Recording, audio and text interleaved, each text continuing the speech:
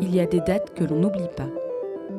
Pour son 40e congrès, la SOFMER a choisi Strasbourg, la plus européenne des villes françaises. Les mots d'ordre de cette édition anniversaire sont clairs. Progresser et se dépasser.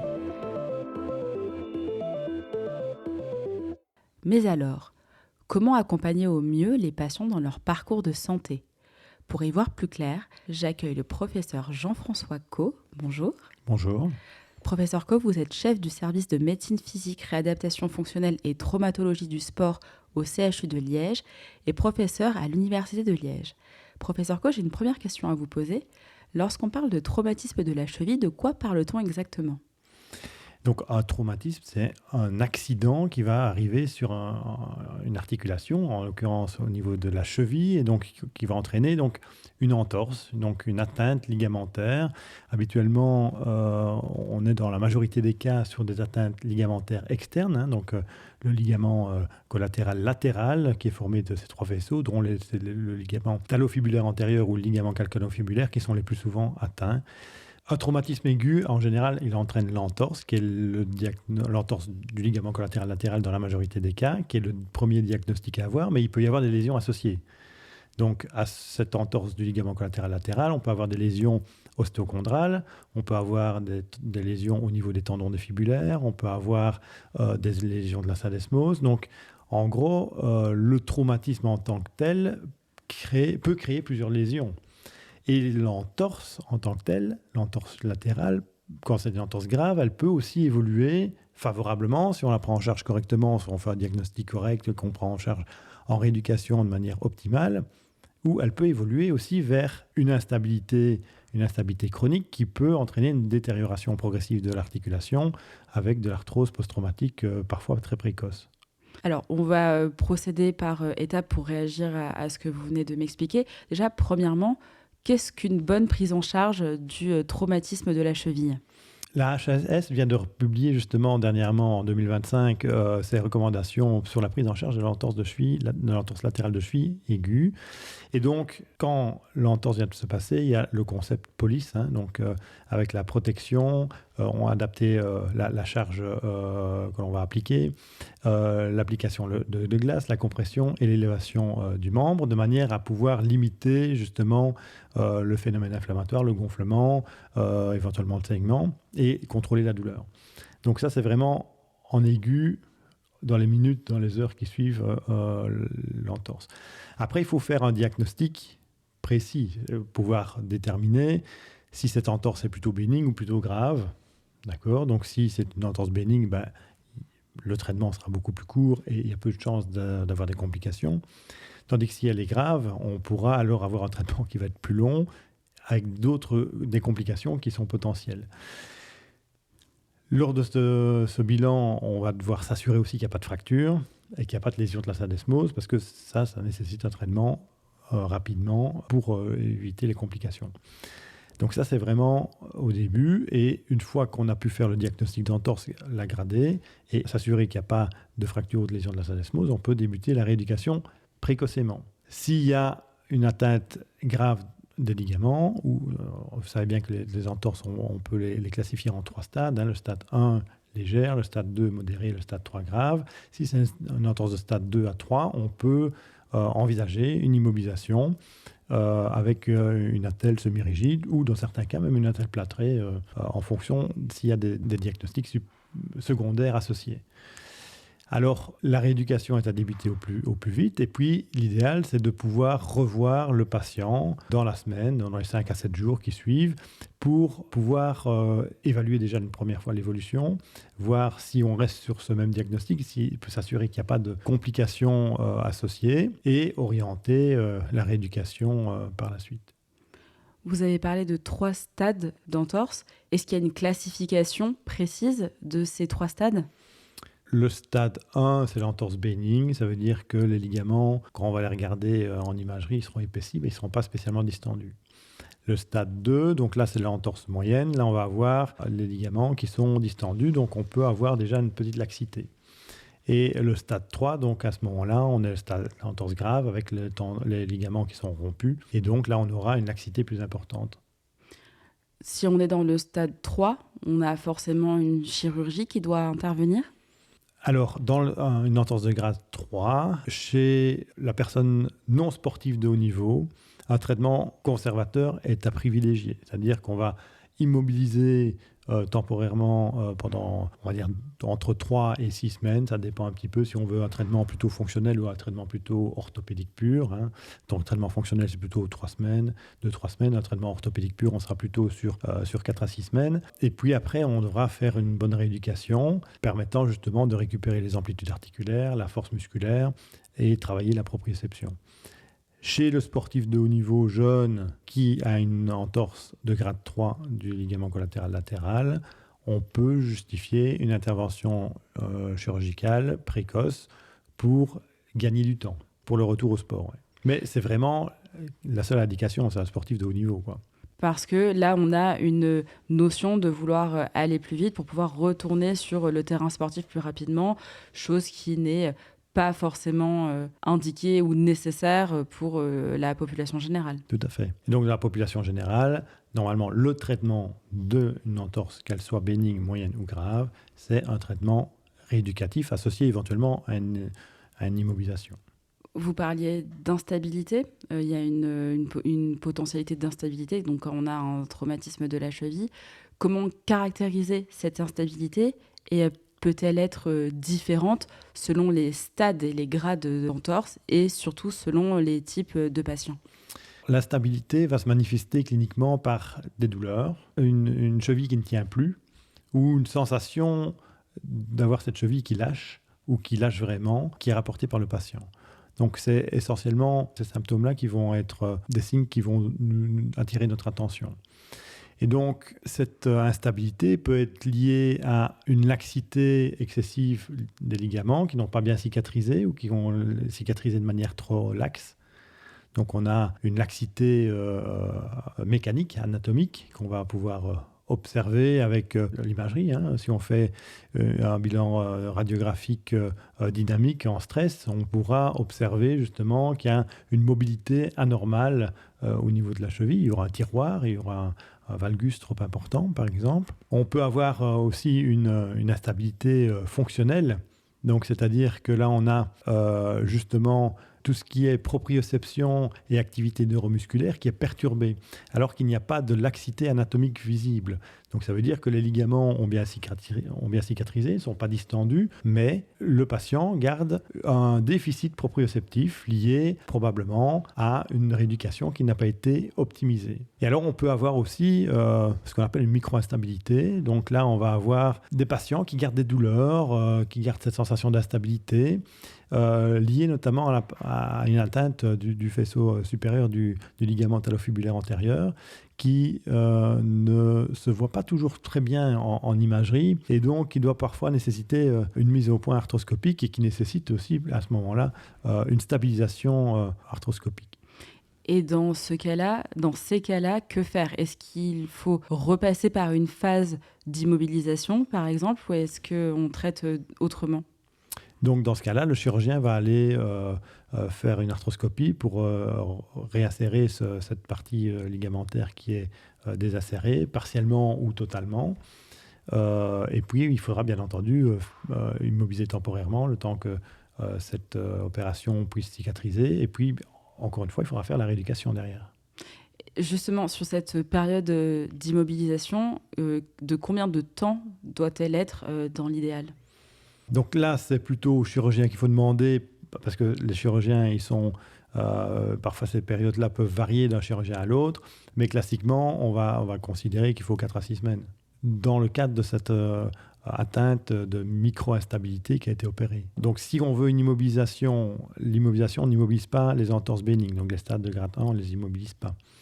On peut faire éventuellement un petit bandage contention si le patient a un peu mal, mais on ne met pas d'immobilisation. Les immobilisations, on peut les recommander à partir d'un stade 2, où là, on va immobiliser pendant 2-3 semaines maximum. Et encore, ce n'est pas avec une immobilisation stricte. Hein. Là, on utilise plutôt des orthèses semi-rigides. Et puis, alors, dans les lésions de stade 3, là, on peut recommander une immobilisation qui va varier de 3 à 6 semaines en fonction de ce qu'on cherche un traitement plutôt orthopédique. Et là, on peut mettre vraiment une attelle plâtrée ou une résine qu'on peut garder pendant 4 à 6 semaines. Le problème, c'est qu'en faisant ça, on va avoir une amyotrophie plus importante, on risque d'avoir un déconditionnement proprioceptif encore plus important. Ou alors, on fait une immobilisation avec une attelle semi-rigide pendant moins longtemps, pendant 3 semaines, 3-4 semaines maximum peut-être. Et là, on fait un traitement plus fonctionnel pour essayer de récupérer fonctionnellement plus vite les capacités de la cheville.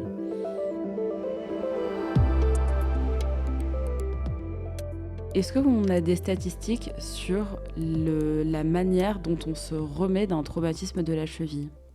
Donc, il faut savoir que on peut avoir des patients, de l'ordre de 40% des patients, qui peuvent encore garder des douleurs, ou en tout cas des séquelles de leur entorse de cheville à 3 ans. Et donc, 40%, c'est quand même pas rien, sachant que ça peut être simplement des symptômes mineurs, mais ça peut être aussi des symptômes plus importants qui peuvent avoir un impact négatif sur la qualité de vie, qui peuvent avoir un impact négatif sur les activités sportives, et qui peut, s'il y a une instabilité qui est présente, entraîner une dégradation précoce de l'articulation avec développement d'arthrose post-traumatique précoce. Est-ce que cette durée de 3 ans, c'est elle qui va caractériser que la douleur ou le traumatisme de la cheville est chronique? Ah non, non, non. Donc, ça, ce sont des statistiques épidémiologiques. On considère que vraiment cette douleur est chronique à partir du moment où on a une douleur qui persiste depuis plus ou moins 6 mois. Oui, voilà, donc le diagnostic de douleur chronique, il arrive bien avant cette phase de 3 ans. Donc, si jamais on parle de 40% éventuellement d'une population touchée par un traumatisme de la cheville qui peut encore avoir des douleurs à 3 ans après le traumatisme, est-ce que cela signifie que des personnes qui ont des douleurs chroniques, à savoir ont des douleurs qui persistent, mois plus 6 après le traumatisme, sont assez nombreuses?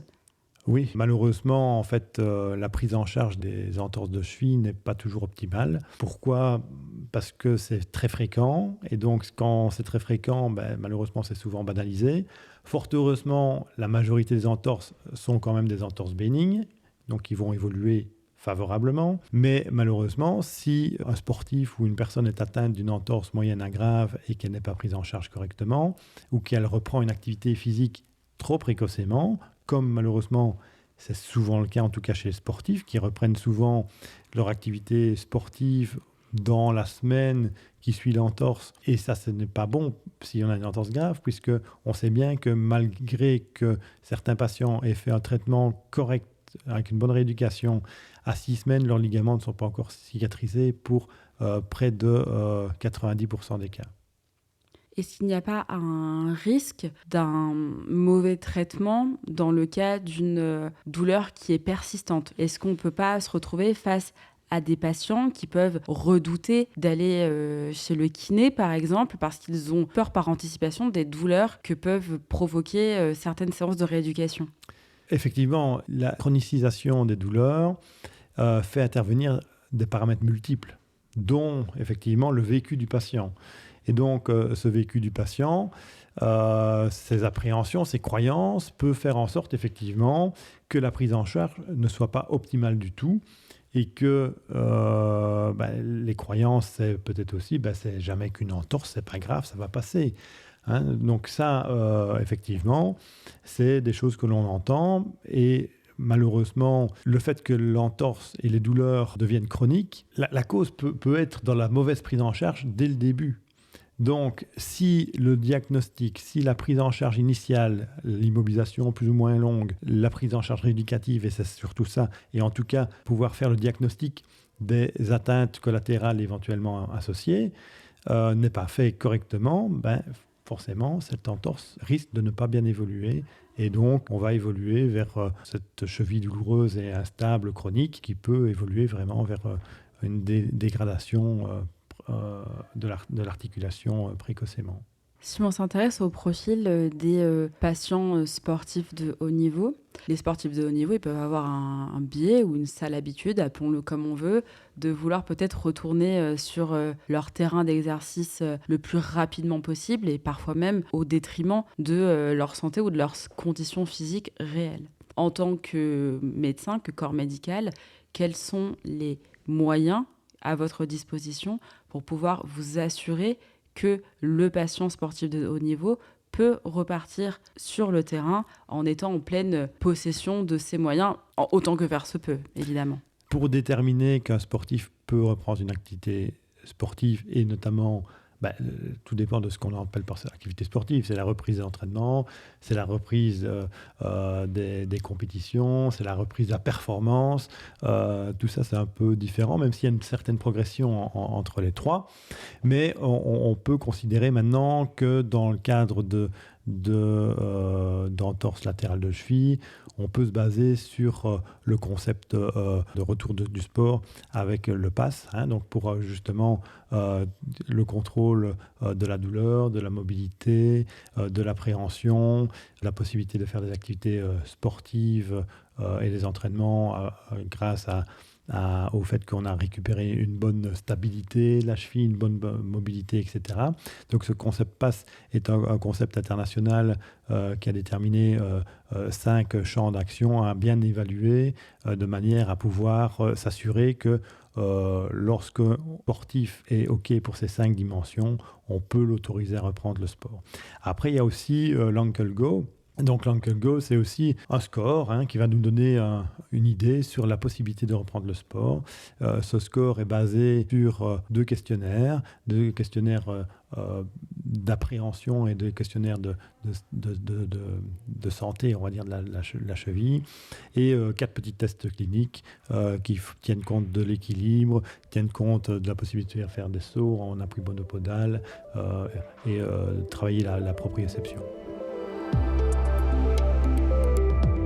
Est-ce qu'il y a un enjeu de voir évoluer les techniques d'immobilisation de la cheville dans les cas les plus graves, au niveau par exemple des orthèses? Est-ce qu'il y a des choses à mettre en place qui peuvent être différentes et qui peuvent améliorer ou booster un petit peu la récupération de cette cheville traumatisée?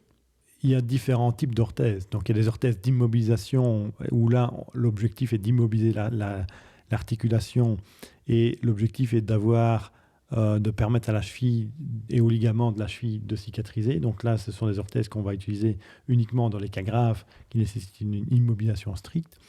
Il y a des orthèses semi-rigides qui vont permettre quand même d'immobiliser certains mouvements, dont les mouvements d'aversion-éversion, par exemple, pour des orthèses en U, par exemple, mais qui ne limitent pas les mouvements de flexion plantaire, flexion dorsale, que l'on peut utiliser dans le cadre des entorses latérales, mais qu'il ne faut surtout pas utiliser dans le cadre des entorses du ligament tibio-fibulaire antéro-inférieur, puisque ce ligament-là ne sera pas immobilisé dans ce cadre-là. Et puis, il y a effectivement des orthèses que l'on peut utiliser pour la reprise des activités sportives, surtout quand on sait que habituellement on considère qu'un ligament n'est pas encore tout à fait cicatrisé vraiment physiologiquement, biologiquement, après 6 semaines.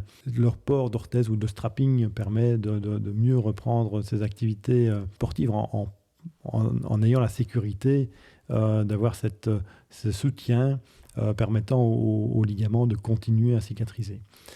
Alors actuellement, je ne sais pas si on doit encore faire vraiment des progrès au niveau de ces orthèses, mais en tout cas, l'utilisation des orthèses actuelles doit être faite de manière raisonnée et doit permettre donc aux personnes et aux sportifs de pouvoir reprendre une activité physique cohérente, sachant qu'à terme, ces orthèses, on doit pouvoir s'en passer, parce que si on a fait une bonne rééducation, qu'il n'y a pas eu de complications, l'orthèse n'est là que pour la reprise de l'activité sportive, et on doit à terme pouvoir s'en passer, c'est-à-dire qu'une fois que les ligaments ont bien cicatrisé, qu'on a récupéré toute la force musculaire, la mobilité correcte de la cheville et la proprioception également, que le concept PASS est OK, et que l'Ankle Go nous montre aussi que tout est en ordre, normalement, on n'a plus besoin d'orthèse.